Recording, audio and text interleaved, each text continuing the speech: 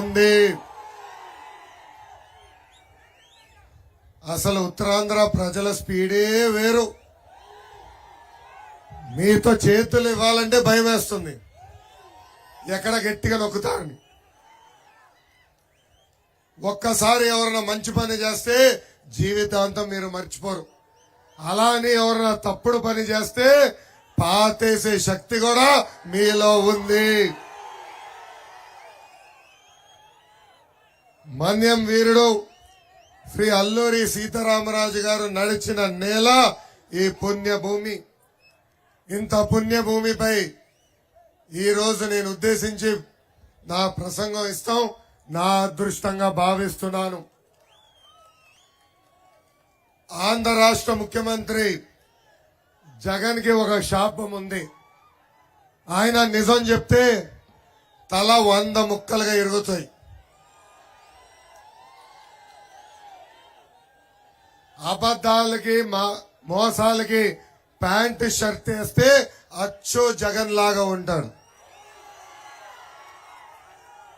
ఇది నేను ఎందుకు చెప్తున్నానంటే, ఏమ్మా ఎన్నికల ముందర ఏం చెప్పారు? 45 సంవత్సరాల వయసున్న ఎస్టీ మహిళలకి ప్రతి నెలలో పెన్షన్ ఇస్తా అన్నాడు. ఇచ్చాడా పెన్షన్ జగన్? ఇచ్చాడా పెన్షన్? లేదు.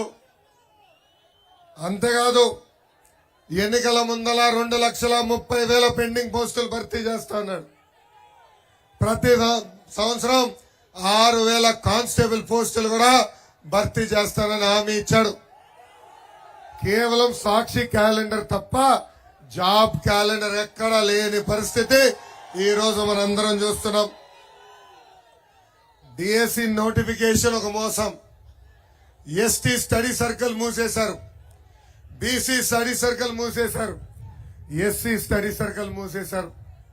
మన పిల్లలు పీజీ చదవాలంటే ఏకంగా పీజీ ఫీ రీంబర్స్మెంట్ కూడా కట్ చేశాడు ఈ జగన్. నాణ్యమైన విద్య మన పిల్లలకి దూరం చేశాడు ఈ జగన్. అంతేకాదు, ప్రభుత్వం ఏర్పడిన మొదటి 6 నెలల్లో ఇచ్చిన హామీలు నిలబెట్టుకుంటేనే చిత్తశుద్ధి ఉంటుందని ఆనాడు జగన్ చెప్పాడు. కానీ 4 సంవత్సరాలు 10 నెలలు పడుకుని ఇప్పుడు కొత్త డ్రామా మొదలు పెట్టాడు. ఆ డ్రామా పేరు డిఎస్సి నోటిఫికేషన్. నిరుద్యోగ యువతయోగులు నేను హామీ ఇస్తున్నా, జియో 3 మళ్ళీ తీసుకొస్తాం. ఇక్కడ ఎస్టీ సోదరులకే ఉద్యోగాలు కల్పించే బాధ్యత మేము తీసుకుంటాం. అంతేకాదు, ఒక పద్ధతి ప్రకారం ప్రతి సంవత్సరం నోటిఫికేషన్ ఏర్పాటు చేస్తాం. పెండింగ్ పోస్టులని భర్తీ చేసే బాధ్యత తెలుగుదేశం జనసేన ప్రభుత్వం తీసుకుంటుందని ఈ సభాముఖంగా నేను హామీ ఇస్తున్నా. కరెక్ట్ గా ఎన్నికలకి 4 నెలల ముందల గ్రూప్ 2 నోటిఫికేషన్ విడుదల చేశారు. కనీసం 4 నెలలు చదువుకునే దానికి సమయం ఇవ్వలేదు. 2 నెలలు చదవాలంట, ఎగ్జామ్ గెలవాలంట. ఎంత అన్యాయమో ఒక్కసారి మనందరం ఆలోచించాలి. 4 సంవత్సరాలు 10 నెలలు అందరూ కష్టపడి లక్షలు ఖర్చు పెట్టి పిల్లల్ని బాగా చదివిస్తే కేవలం 897 పోస్టులు ఈ రోజు విడుదల చేశారు. ఆ గ్రూప్ 2 పోస్టులకి దాదాపు 5 లక్షల మంది నిరుద్యోగులు ఈ రోజు ఎగ్జామ్ రాసే పరిస్థితి అందరం చూస్తున్నాం. అందుకే నిరుద్యోగ యువకులందరినీ నేను హామీ ఇస్తున్నా, 2 నెలలు ఓపిక పట్టండి, ఎవరు అధైర్యపడతండి. మన ప్రభుత్వం ఏర్పడిన మొదటి సంవత్సరం నుంచి డిఎస్సి కూడా నిర్వహించే బాధ్యత నేను వ్యక్తిగతంగా తీసుకుంటాను. జగన్ ని చూస్తే బిల్డప్ బాబాయ్ గుర్తొస్తాడండి. ఎవరు గుర్తొస్తారు? బిల్డప్ బాబాయ్. కోట్ల రూపాయలు ఖర్చు పెట్టి యాత్ర 2 సినిమా తీశారు. ఎమ్మెల్యేలు ఎమ్మెల్సీలు టిక్కెట్లు కొని మరి డబ్బులు ఇచ్చి మా సినిమా చూడండి రా బాబు అని అడుగు తినే పరిస్థితి వచ్చింది. ఈ వైకాపా పార్టీకి అంతిమ యాత్ర మొదలైందని వాళ్ళకి నేను హెచ్చరిక జారీ చేస్తున్నా. ఈ బిల్డప్ బాబాయ్ కట్టింగ్లు మామూలుగా ఉండవు. ఒక మీటింగ్కి వెళ్ళి నేను అర్జునుడు అంటాడు, ఇంకో మీటింగ్ వెళ్ళి అభిమన్యుడు అంటాడు. కానీ బిల్డప్ బాబాయ్ ఒక సైకో, ఒక భస్మాసురుడు, ఒక సద్దాం హుసేన్ లాంటి వాడు. అతని వ్యతిరేకంగా ఎవరు మాట్లాడినా, ఒక ట్వీట్ పెట్టినా, ఒక పోస్ట్ పెట్టినా ఫోన్ తీసి బంధువులతో ఈ ప్రభుత్వం బాగాలేదని చెప్తే ఏకంగా కేసులు పెట్టే పరిస్థితి ఈ రోజు ఆంధ్ర రాష్ట్రంలో చూస్తున్నాం. ఈ జగన్కి రంగుల బొమ్మలంటే బాగా ఇష్టం. మనం కట్టినీళ్ళకి రంగులేసి ఆయన కట్టినట్టు చెప్తాడు. మనం పెట్టిన అన్న క్యాంటీన్కి రంగులేసి సచివాలయం ఏర్పాటు చేసామని చంకలు గుద్దుకుంటాడు. ఇంతేకాదు, ఇప్పుడు మనం భూమి కొనినా లేదంటే పూర్వీకులు మనకి భూమి ఇస్తే ఆ భూమి పట్టాల పైన కూడా ఆయన ఫోటో పెడుతున్నాడు. ఇప్పుడు నాకు అర్థమైంది ఎందుకు మీ బిడ్డ అంటాడు. అందరికి ముద్దు పెట్టి నేను మీ బిడ్డని అంటాడు. దయచేసి పొరపాటునది నమ్మద్దండి. ఎందుకు చెప్తున్నా అంటే రేపు అధికారులకు వచ్చిన తర్వాత నేను మీ బిడ్డను కదా, మీ భూములు తిరిగి నాకే ఇవ్వండి అని చెప్తాడు ఈ జగన్. మన పొలంలో సర్వే జరిగితే ఆ సర్వే రాలిపోయి ఆయన మొహం ఎందుకురా బాబు. ఎలాంటి పరిస్థితులు ఆంధ్ర రాష్ట్రంలో ఉన్నాయో ఒక్కసారి మనందరం ఆలోచించాల్సిన అవసరం ఉంది. చంద్రబాబు గారు లాగా తనకు కూడా ఇమేజ్ రావాలని జగన్ విశ్వ ప్రయత్నాలు చేశాడు. కానీ అది అసాధ్యం. కారణం ఏంటో తెలుసా? జగన్ అంటే ఒక జైలు గుర్తొస్తుంది, చంద్రబాబు గారు అంటే ఒక బ్రాండ్. జగన్ చూస్తే కోడి కత్తి గుర్తొస్తుంది, చంద్రబాబు గారు చూస్తే కియా కార్ కంపెనీ గుర్తొస్తుంది.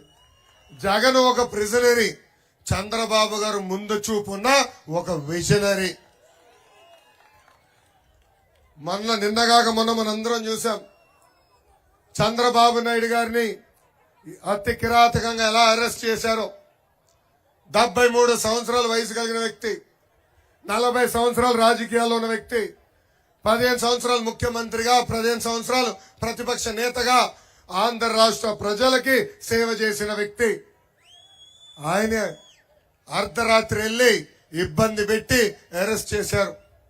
ముందల 3,000 కోట్ల కుంభకోణం అన్నారు, దాని తర్వాత 270 కోట్ల కుంభకోణం అన్నారు, ఇప్పుడు 27 కోట్ల రూపాయలు కుంభకోణం అంటున్నారు. ఈ సభాముఖంగా మళ్ళీ జగన్ కి నేను సవాల్ ఇస్తున్నా.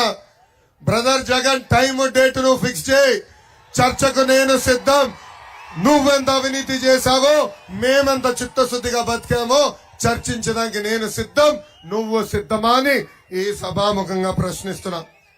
జగన్ జైలుకి వెళ్తే రోజుకో కుంభకోణం బయటపడేది. అదే మన బాబు గారిని రాజమండ్రి జైల్లో బంధిస్తే రోజు ఆయన చేసిన మంచి పనులు బయటపడినాయి. ఈ మధ్యన నేను చూస్తున్నా, నువ్వే మా నమ్మకం అని కొత్త బోర్డులు తీసుకొచ్చారు వైకాపా నాయకులు. ఊరూరికి బోర్డులు పెడుతున్నారు. జగన్ని నేను సూటిగా ప్రశ్నిస్తున్నా, మీ తల్లి చెల్లియే మిమ్మల్ని నమ్మట్లేదు, ఇంకా మేమెట్లా నమ్మాలి అని అడుగుతున్నాం. ఎన్నికల ముందల తల్లి చెల్లిని వాడుకున్నాడు. పాప మన ప్రాంతాన్ని కూడా వాళ్ళు వచ్చి ప్రచారం చేశారు. ఇప్పుడు ఆ తల్లి చెల్లిని మెడబట్టి బయటికి గెంటేశాడు ఈ జగన్. సొంత చెల్లెలు, ఒక పక్కన షర్మిల గారు, ఇంకో పక్కన సునీత గారు, జగన్ ఇంట్లో మాకు రక్షణ లేదు, మాకు రక్షణ కల్పించండి అని చెప్పే పరిస్థితి. ఇంట్లో ఉన్న మహిళలకే రక్షణ లేకపోతే ఇంకా తెలుగింటి ఆడపడుచుల పరిస్థితి ఎలా ఉంటుందో ఒక్కసారి మిమ్మల్ని అందరు నేను ఆలోచించమని కోరుతున్నా. ఈరోజు ఎంత దారుణంగా ఉందంటే, షర్మిల గారు వచ్చి ఈ ప్రభుత్వం వ్యతిరేకంగా మాడితే ఏకంగా పేటీఎం కుక్కలు మరుగుతున్నాయి. ఆమె పైన వ్యక్తిగతంగా ఆరోపణలు చేస్తున్నారు. ఆమె చేసుకున్న పెళ్లి గురించి కూడా ఈ రోజు మాట్లాడే పరిస్థితికి వచ్చాం. అంటే ఎంత అన్యాయమో ఒక్కసారి మనందరం ఆలోచించాలా. ఆ పేటీఎం కుక్కలు కూడా చెప్తున్నా, బ్రదర్ మీ పేర్లు కూడా రెడ్ బుక్ లో ఉన్నాయి. 2 నెలల్లో మీ పని అయిపోతుంది. జగన్ పక్క రాష్ట్రానికి పారిపోయేదానికి సిద్ధంగా ఉన్నాడు. మళ్ళీ మీ పరిస్థితి ఎలా ఉంటుందో ఒక్కసారి వాళ్ళందరినీ ఆలోచించమంటున్నా. జగన్ చూస్తే ఒక అద్భుతమైన కటింగ్ ఫిట్టింగ్ మాస్టర్ గుర్తొస్తాడు. Cutting fitting master. ఏమా జగన్ పదే పదే బటన్ నొక్కినా అంటాడు. కానీ మీ కంపెనీది ఒక్క బటన్, బొలుగు బటన్. బల్ల కింద ఎర్ర బటన్ ఉంటుంది తల్లి. ఆయనకి బొలుగు బటన్ నొక్కుతాడు, అకౌంట్లో 10 రూపాయలు పడుతుంది తల్లి. కానీ అదే క్షణం బల్ల కింద ఉన్న ఎర్ర బటన్ నొక్కుతాడు, 100 రూపాయలు ఉషన్ అకౌంట్ నుంచి పోతుంది. ఎట్లా పోతుందో చెప్పాలి కదా. 9 సార్లు కరెంటు ఛార్జీలు పెంచి బాధుడే బాధుడు, 3 సార్లు ఆర్టీసీ ఛార్జీలు పెంచి బాధుడే బాధుడు, పెట్రోల్ ధరలు, డీజిల్ ధరలు, గ్యాస్ ధరలు, నిత్యావసర సరుకుల ధరలు కూడా పెంచి బాధుడే బాధుడు. ఏమా ఇంటి పన్ను పెంచారు, చెత్త పన్ను పెంచారు. ఇంట్లో కుక్క ఉంటే కుక్క కూడా పన్నేస్తాడు ఈ జగన్. ఇక్కడున్న కార్యకర్తలందరూ చెప్తున్నా, మనం డోర్ టు డోర్ వెళ్ళినప్పుడు ప్రజలు చెప్పాలా, ప్రతి గడప దొక్కినప్పుడు ప్రజలు చెప్పాలా. వాలంటీర్ వాసు రేపు మాపు ఇంటికి వస్తాడు, ఇట్లా ఒక గొట్టం తెచ్చి ఉఫ్ అని ఊదమంటాడు. పొరపాటున ఊదదండి, పొరపాటున ఊదదు. ఊదితే అమ్మాయి ఇంత గాలి పీల్చుతున్నా అని గాలి పైన కూడా పన్నేస్తాడు ఈ జగన్. ఇంకా కటింగ్ మాస్టర్ అన్నా కదా, అన్న క్యాంటీన్ కట్, పెళ్లి కానుక కట్, పండగ కానుక కట్, నిరుద్యోగ భృతి కట్, విదేశీ విద్య cut, best available school cut, పెన్షన్లు కట్, రైతులకు రావాల్సిన గిట్టుబాటు కట్. ఇట్లా చెప్పుకుంటా పోతే 100 సంక్షేమ కార్యక్రమాలు కట్ చేసిన ఏకైక ముఖ్యమంత్రి ఈ జగన్. అంతెందుకు, మా గిరిజన సోదరులకి రావాల్సిన 16 సంక్షేమ కార్యక్రమాలు కూడా కట్ చేశాడు ఈ జగన్. మీ అందరు చెప్తున్నా, 2 నెలలు పిగబట్టండి, కట్ చేసిన సంక్షేమ కార్యక్రమాలు తిరిగి ఇప్పించే బాధ్యత తెలుగుదేశం జనసేన ప్రభుత్వం తీసుకుంటుంది. అమ్మా, ఈ రోజు నేను ఇక్కడికి వస్తుంటే ఒక ఊర్లోనని గ్రామస్తులు ఆపారు. అక్కడ ఒక తల్లి నాకు ఈరోజు చెప్పింది, అన్నా మీరు మాకు ఏం చేసినా పర్వాలేదు, కానీ లక్షలు ఖర్చు పెట్టి నా పిల్లల్ని చదివించా, ఆ పిల్లలకి ఉద్యోగాలు కల్పించండి అని ఆమె కోరింది. అప్పుడే నాకు సంకల్పం పెరిగింది. అది చూసిన తర్వాత నాలో పట్టుదల పెరిగింది. మీరు చూస్తే బాబు సూపర్ 6 ఇప్పుడు మేము ప్రకటించాం. దాంట్లో మేము ఇచ్చే మొదటి హామీ, తెలుగుదేశం జనసేన ప్రభుత్వం ఏర్పడిన వెంటనే 5 సంవత్సరాల్లో 20 లక్షల ఉద్యోగాలు కల్పించే బాధ్యత నేను వ్యక్తిగతంగా తీసుకుంటాను. ఒకవేళ ఉద్యోగాలు కల్పించడానికి కొంచెం ఆలస్యం అవుతే నిరుద్యోగ యువకులకి ప్రతి నెల 3,000 రూపాయలు నిరుద్యోగ భృతి కూడా మన ప్రభుత్వం ఇస్తుంది.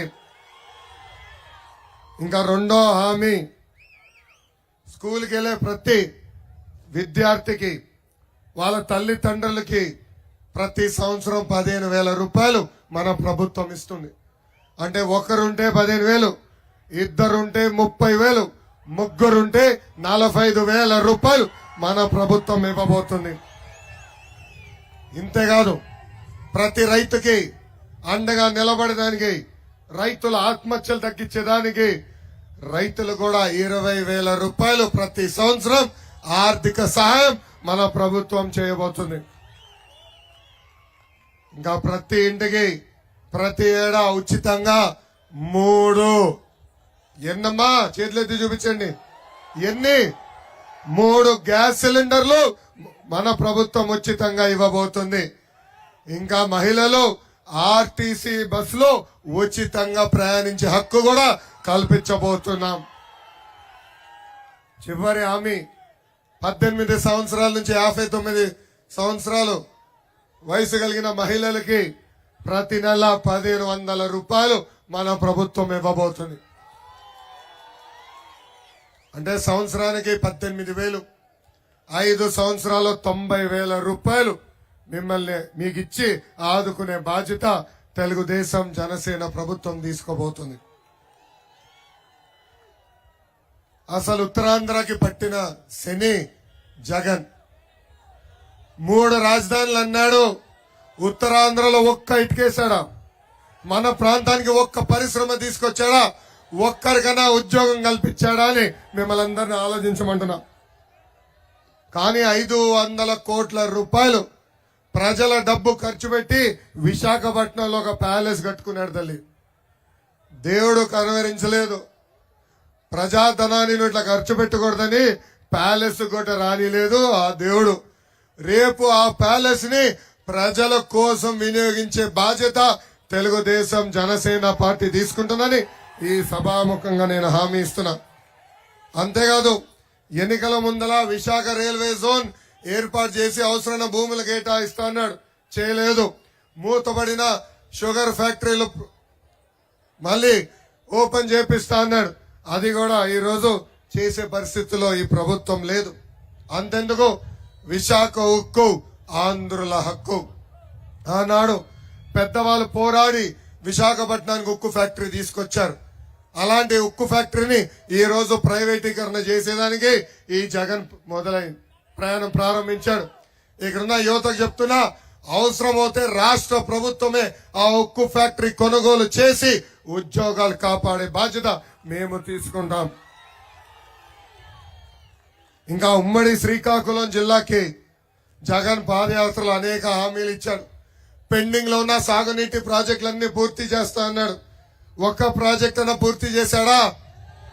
చేయలేదు. Vamsadhara, Thotapalli left right canal పనులు కూడా పూర్తి చేస్తున్నాడు. కానీ ఒక తట్ట మట్టి కూడా ఈ రోజు ఎత్తే పరిస్థితిలో ఈ ప్రభుత్వం లేదు. అసలు ఉత్తరాంధ్రాన్ని అభివృద్ధి చేసిందే తెలుగుదేశం పార్టీ. వంశధార, నాగావళి నదుల్ని అనుసంధానం చేసేదానికి దాదాపు 72% పనులు ఆనాడు పూర్తి చేశాం. రోడ్లు, బ్రిడ్జ్లు, ఆసుపత్రులు, పార్కులు ఈ అన్ని కూడా నిర్మాణం చేసింది ఒక తెలుగుదేశం పార్టీ అని సభాముఖంగా మీ అందరికీ తెలుపుతున్నా. నేను పంచాయతీరాజ్ గ్రామీణాభివృద్ధి శాఖ మంత్రిగా ఉన్నప్పుడు తాండాలో తాగునీటి సమస్య తీవ్రంగా ఉందని సోలార్ వాటర్ ప్లాంట్లు కూడా నాడు ఏర్పాటు చేశాం. కానీ 2019లో ఏం జరిగింది? మళ్ళీ మీరు వైకాపా పార్టీని గెలిపించారు. 2014లో ఇక్కడ తెలుగుదేశం పార్టీ గెలవకపోయినా పెద్ద ఎత్తున మేము పాలకొండ నియోజకవర్గాన్ని అభివృద్ధి చేశాం. 192 కోట్ల రూపాయలతో తోటపల్లి మోడర్నైజేషన్ వర్కులు చేశాం.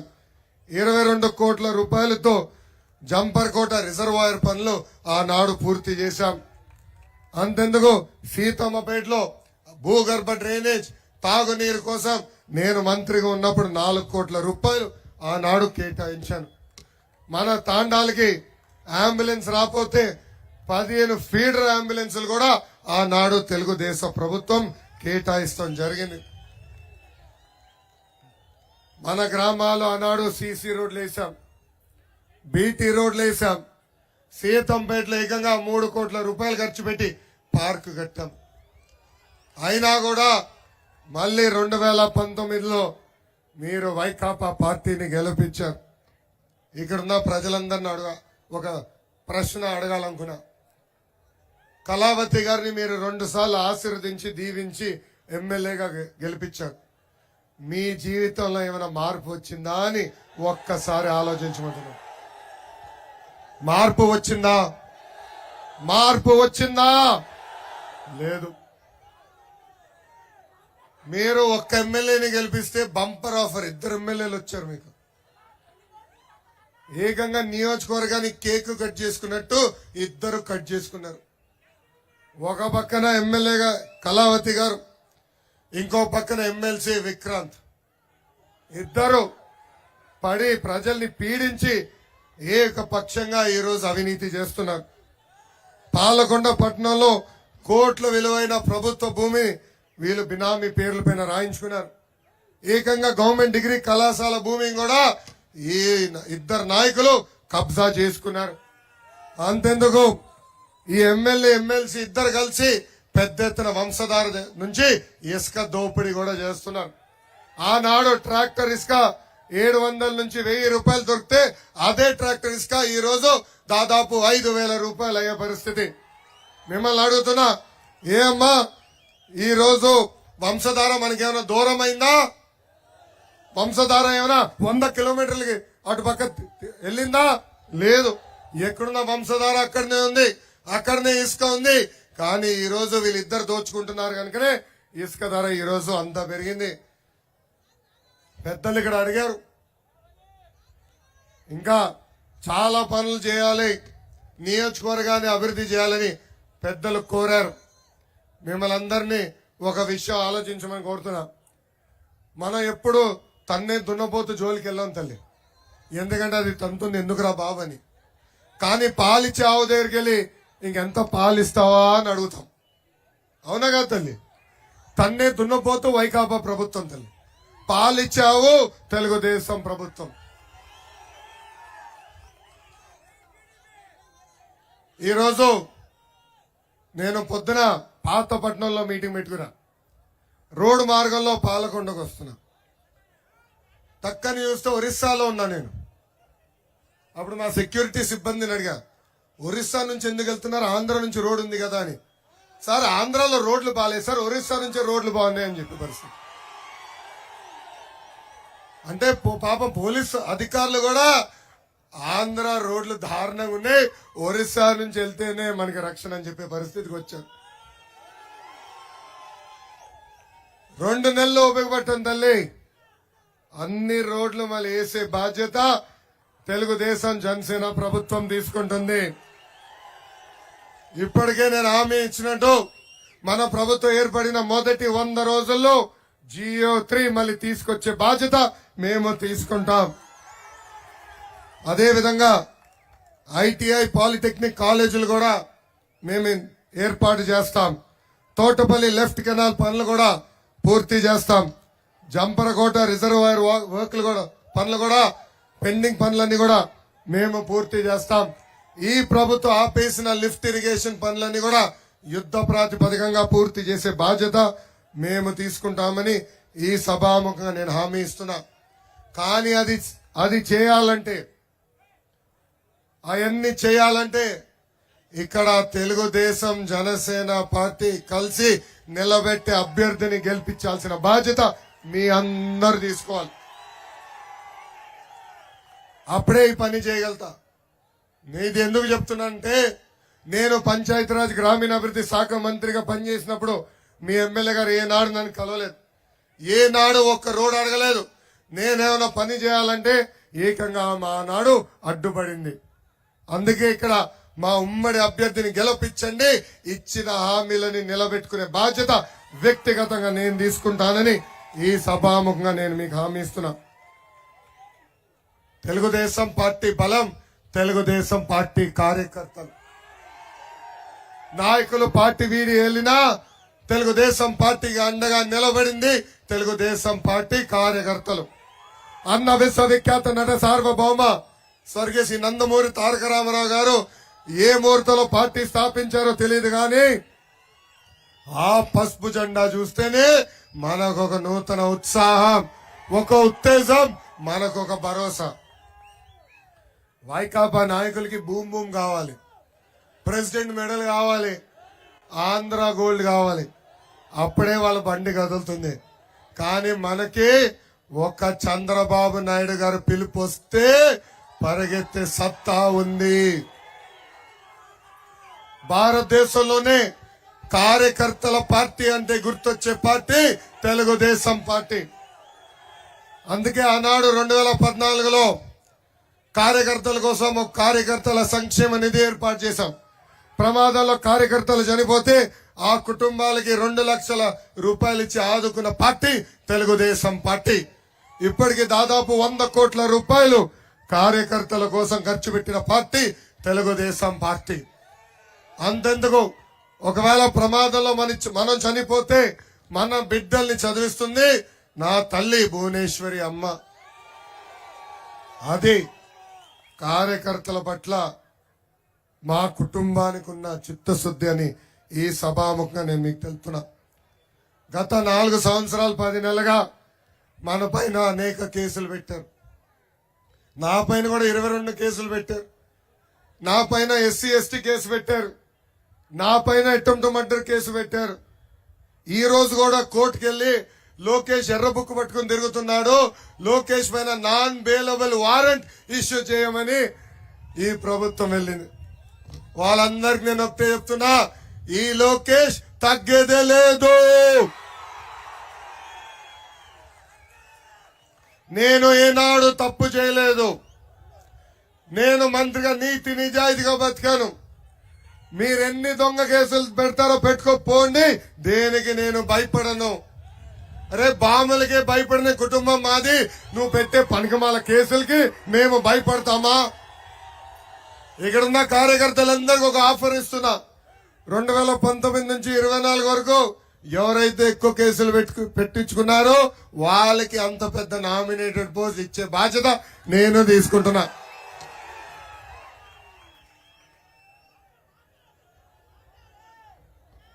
మన అన్న ఎన్టీఆర్, మన దేవుడు చంద్రబాబు గారు మన రాముడు.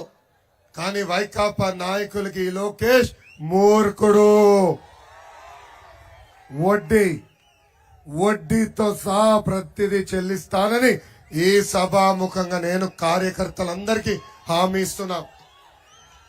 ఏ అధికారులైతే చట్టాన్ని ఉల్లంఘించి మన ఇబ్బంది పెట్టారు, ఏ అధికారులైతే చట్టాన్ని ఉల్లంఘించి మన పైన కేసులు పెట్టారో, ఏ వైకాపా నాయకులైతే మన ఇబ్బంది పెట్టారో వాళ్ళందరి పేర్లు ఈ పుస్తకంలో ఉంది.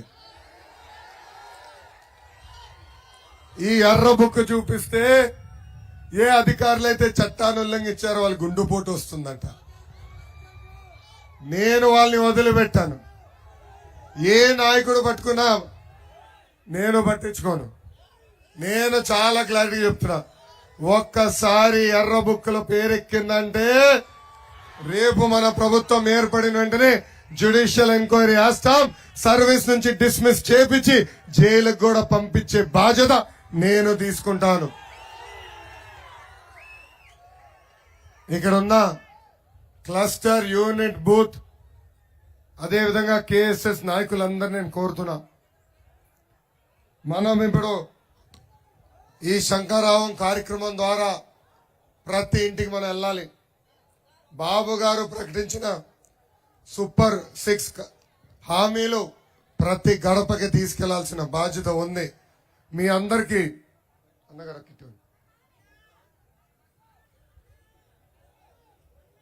క్లస్టర్ యూనిట్ బూత్ అధ్యక్షులకి అందరికీ కిట్ ఇస్తాం జరుగుతుంది. ఈ కిట్ లో 25 చొప్పున అంటే 25 క్యాలెండర్లు చొప్పున ఇట్లా ఇస్తాం జరిగింది. ఇట్లా 10 మీ ఇంటికి పంపిస్తాం. అంటే 250 క్యాలెండర్లు. ఈ ఒక నిమిషం వెళ్ళాలమ్మా, తమ్ముడు వినాలమ్మా ప్లీజ్. ఈ క్యాలెండర్ ప్రతి ఇంటికి తీసుకెళ్లాల్సిన బాధ్యత మీ పైన ఉంది. తీసుకెళ్తారా? ఒక పక్కన క్యాలెండర్, ఇంకో పక్కన మన ఇచ్చే 6 హామీలు ప్రతి గడపకి తీసుకెళ్లాలి. దాంతో పాటు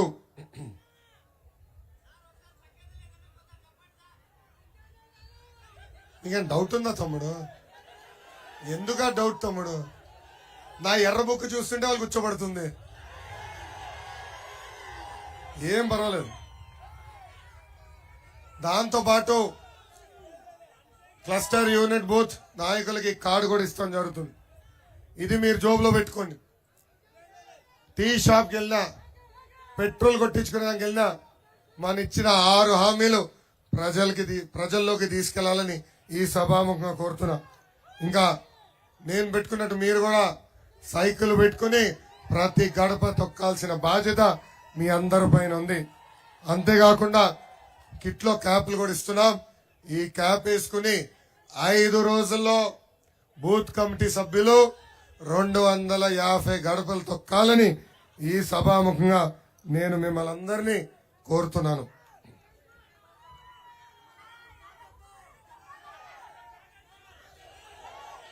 గతంలో మనం బాదుడే బాదుడు కార్యక్రమం చేశాం.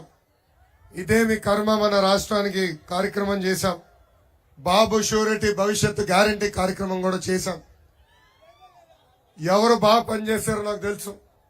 మీరు టెలిగ్రామ్ బాట్ పెట్టుకుని తిరుగుతున్నారు.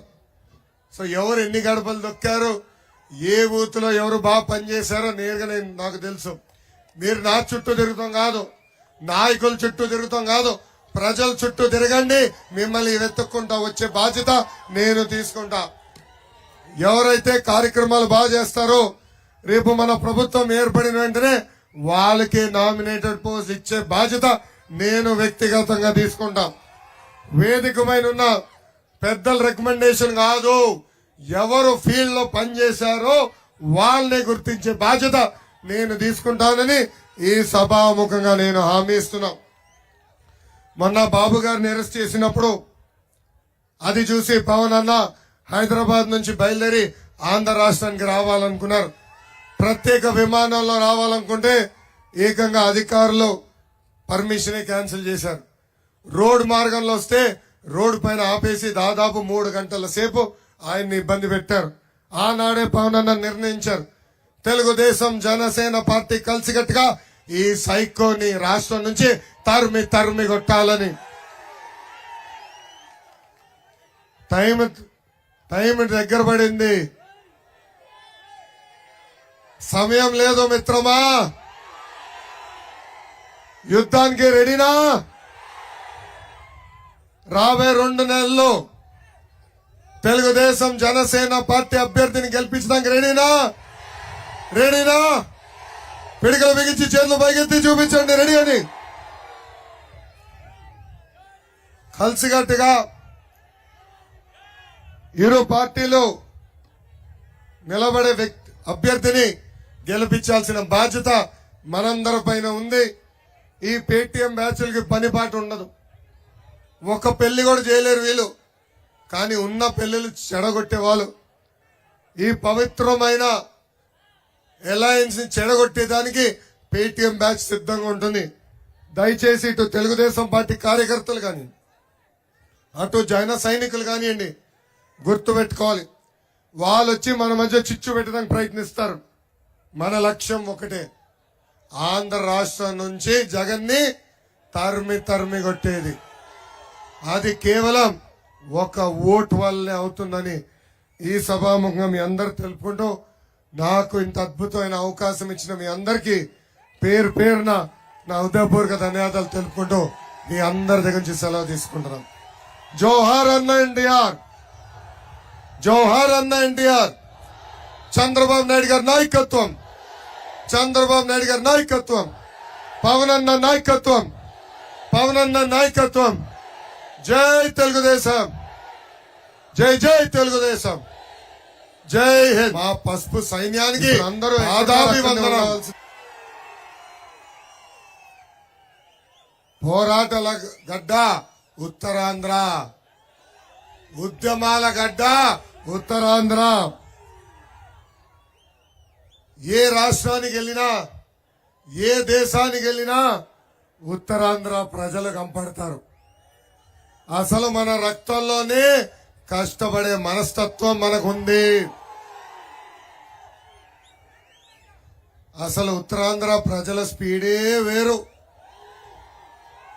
మీతో చేతులు ఇవ్వాలంటే భయం వేస్తుంది, ఎక్కడ గట్టిగా నొక్కుతారని. ఒక్కసారి ఎవరైనా మంచి పని చేస్తే జీవితాంతం మీరు మర్చిపోరు. అలా అని ఎవరైనా తప్పుడు